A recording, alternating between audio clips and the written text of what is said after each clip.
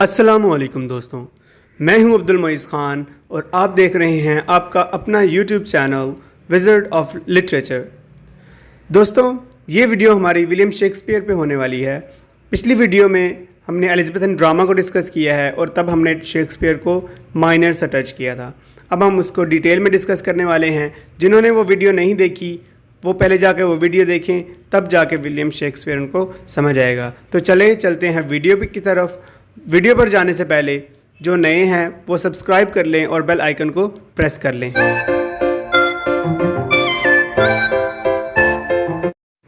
सबसे पहले हम डिस्कस कर लेते हैं एज़ यूजुअल आज के लेक्चर की आउटलाइन।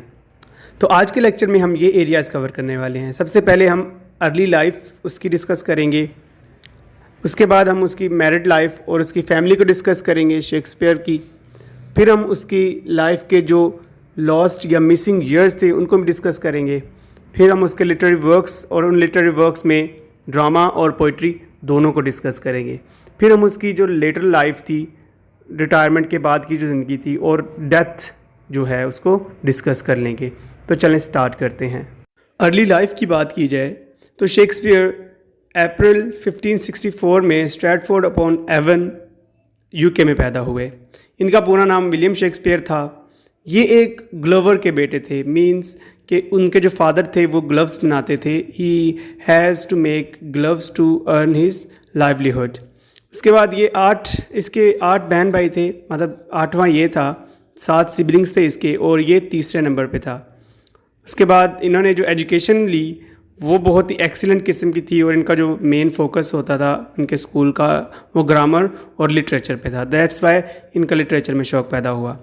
बात की जाए इनकी मैरिड लाइफ की तो इन्होंने 18 साल की उम्र में 1582 में शादी की एन हैथअवे नाम की लड़की से, जिसकी उम्र 26 साल थी और वो उनसे 8 साल बड़ी थी, जो ऑलरेडी प्रेग्नेंट थी इन्हीं के चाइल्ड से। ठीक है। और इनका जो फर्स्ट चाइल्ड हुआ वो एक बेटी थी, उसका नाम सुजैना रखा इन्होंने, जो कि 1583 में हुई। उसके बाद 2 साल बाद ट्विन्स हुए, जिनमें एक का नाम हैमनेट था और दूसरी का नाम जूडिथ था। वो पैदा हुए। हैमनेट जो था वो 11 साल की उम्र में वफ़ात पा गया। अब बात की जाए लॉस्ट ईयर्स की तो 2 वक्त ऐसे आए, 2 मौके ऐसे आए कि जब शेक्सपियर जो है वो मंजर से गायब हो गए। एक था 1578 से 1584, 4 साल ये थे। 1582 में आके उन्होंने शादी की ना। तो उसके बाद एक और दफ़ा 1585 से 1592, ये भी इस दौरान भी वो रूपोश हो गए। पता नहीं कहाँ गए, इसका किसी को कोई पता नहीं है। ठीक है। और ना ही हमारे पास कोई डॉक्यूमेंटेड रिकॉर्ड है हमारे पास इन 6 सालों का। उसके बाद ये सीधा आए तो आते साथ ही इनको उसके बाद कहाँ देखा गया, लंदन थिएटर में देखा गया। बात की जाए इनके लिटरेरी करियर की तो शेक्सपियर एक ड्रामाटिस्ट भी थे और एक पोइट भी थे, बेसिकली एक एक्टर भी थे। तो इनका लिटरेरी करियर जो है वो ड्रामा पे और पोइट्री पे बेस्ड करता है। 37 इन्होंने प्लेज लिखे और पोइट्री की बात करें तो 154 सोनेट्स लिखी, इनको सोनेटियर भी कहते हैं। और इन्होंने 5 लॉन्ग नैरेटिव पोइम्स भी लिखी। अब इनको हम बारी बारी डिटेल में डिस्कस करते हैं।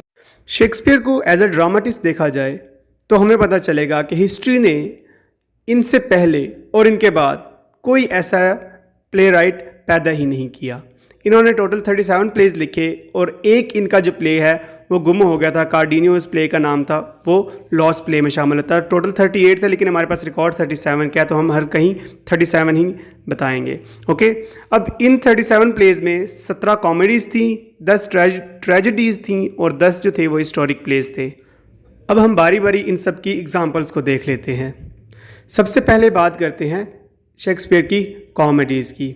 तो इसकी कॉमेडीज़ में The Merchant of Venice, The Tempest, All's Well That Ends Well, As You Like It, The Comedy of Errors, Measure for Measure और बाकी सारे भी इसकी कॉमेडीज़ में आते हैं।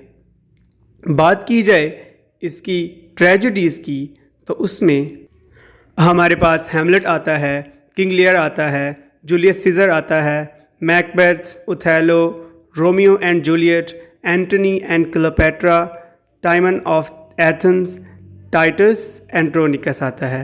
ये सारी इसकी ट्रेजेडीज़ की एग्जांपल्स हैं। अब बात करें इसकी हिस्टोरिक प्लेस की, तो उनमें हमारे पास Henry 4 part 1, Henry 4 part 2, Henry 5, Henry 6 part 1, Henry 6 part 2, Henry 6 part 3, Henry 8, king John, Richard 2 और रिचर्ड 3 आते हैं। ये सारी इसकी हिस्ट्रीज थी या हिस्टोरिक प्लेस थे। यहाँ तक हमने डिस्कस कर लिया शेक्सपियर को एज अ ड्रामाटिस्ट। अब हम बात करेंगे शेक्सपियर एज अ पोएट। हम सब शेक्सपियर को एज अ ड्रामाटिस्ट ही जानते हैं ज़्यादातर, लेकिन अपने वक्त में शेक्सपियर ड्रामाटिस्ट भी मशहूर था और उससे ज़्यादा एज अ पोइट मशहूर था। और इंग्लैंड में भी आज भी उसको नेशनल पोइट ऑफ इंग्लैंड कहा जाता है, और उसका जो निक नेम वहाँ तब यूज़ होता था या अभी यूज़ होता है तो वो होता है बार्ड ऑफ एवन। बार्ड मतलब पोइट और एवन जहाँ पे वो पैदा हुआ था, तो एवन का पोइट ये उसका निक नेम था। अब बात की जाए उसकी सोनेट्स की, तो उसने 154 सोनेट्स लिखी और इसने एक अपना ही अंदाज़ मुतारिफ करवाया सोनेट लिखने का, ठीक है, जो कि पेट्रार्कन स्टाइल या इटालियन स्टाइल से बिल्कुल मुख्तलिफ था। सोनेट बेसिकली एक 14 लाइन पोएम होती है, ठीक है। अगर इसकी मोस्ट फेमस सोनेट की बात की जाए तो सोनेट नंबर 18 जो है वो सबसे फेमस सोनेट है 154 सोनेट्स में से, जिसकी पहली लाइन है कि shall I compare thee to a summer's day. अगर इन 154 सोनेट्स में से सबसे लॉन्गेस्ट सोनेट की बात की जाए तो वो है सोनेट नंबर 38, और सबसे शॉर्टेस्ट जो है वो भी सोनेट नंबर 18 है। ओके, अब सिर्फ सोनेट्स ही नहीं लिखी बल्कि इन्होंने लॉन्ग नैरेटिव पॉइंट्स भी लिखी हैं। 5 लॉन्ग नैरेटिव पॉइंट्स लिखी हैं, उसके नाम नीचे लिखे हैं, ये देख लीजिएगा। अब हम बात कर लेते हैं इसकी लेटर ईयर्स की या रिटायरमेंट के बाद की, जिसके साल थे 1611 में ये रिटायर हुए, जब इनकी उम्र जो है वो 47 साल 47 ईयर्स थी।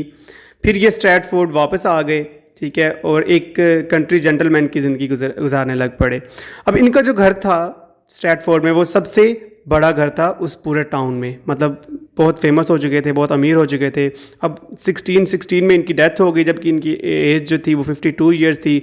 इनकी डेथ जो है वो एक मिजरी है, जिसके बारे में बहुत सारे हिस्टोरियंस लिखते हैं, जो कि एक्सेसिव ड्रिंकिंग ऑफ अल्कोहल, शराब ज़्यादा पी लेने से हो गई। और ये उस रात को शराब जो है वो अपने 2 फ्रेंड्स के साथ बैठ के पी रहे थे, जिनमें से एक जो है वो बेन जॉनसन है, जिसके हम थोड़ा बहुत डिस्कस कर चुके हैं। तो दोस्तों, आज का लेक्चर यहीं पे इख्तिताम को पहुंचा।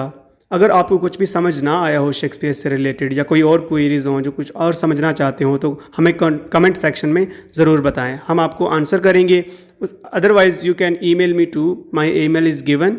ओके, मेरा व्हाट्सएप नंबर भी गिवन है, आप मुझे व्हाट्सएप पे भी टेक्स्ट कर सकते हैं। That was all from today's lecture. If you really like my video then do give it a thumbs up. उसके अलावा अगर आप इस तरह के मज़ीद वीडियो देखना चाहते हैं तो हमारे चैनल को सब्सक्राइब करें और बेल आइकन को भी प्रेस करें। अपना ख्याल रखिए, अपने अपनों का ख्याल रखिए। God bless you guys. अल्लाह हाफिज़।